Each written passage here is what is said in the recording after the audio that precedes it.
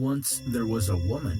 Once there was a college student who felt she was sliding deeper into insanity with an incredibly genius mind.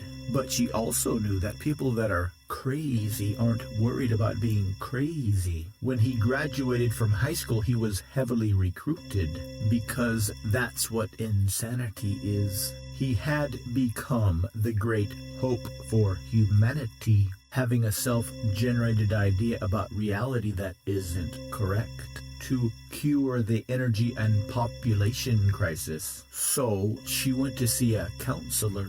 By the time he was a senior in college, to keep her from sliding deeper and deeper into insanity, he'd already developed plenty of innovative ideas.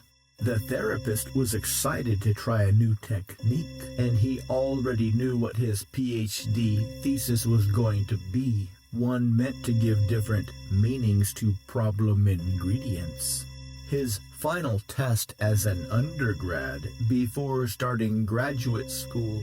For example, suppose the ingredients to a problem are 3 beliefs, was on the coming Wednesday at noon, and each belief is made up of an incorrectly calibrated complex equivalent.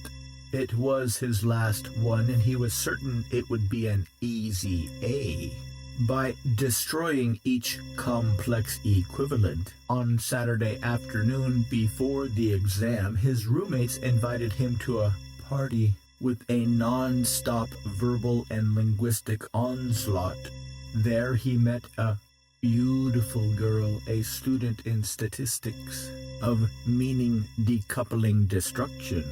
They hit it off almost immediately. The patient could reconstruct their previously unhelpful beliefs. Just as they were sneaking off into a vacant bedroom, she whispered to him a suggestion and subsequently build a much more resourceful world view. Why don't we try some of this hallucinogen? Unfortunately, the therapist in this story, it's a new invention and it's not illegal, was much too excited to carefully elicit her patient's problem state. They took this hallucination drug just before having sex. So she immediately started in with aggressive belief destruction. They had absolutely wonderful hallucination-driven sex for many hours, which, as you might guess, had the opposite effect. But by next Wednesday, he decided that he didn't want to be a physicist responsible for saving the world. So instead of halting her slide into insanity, she accelerated it. He wanted to become a ventriloquist, and her poor patient's brain was recalibrated to a much more chaotic belief system. Not only did he become a skilled ventriloquist, but he was the best anybody had ever seen, with talking trees and singing wind. His act involved the ventriloquist dummy hypnotizing him, happy donuts and begging cakes.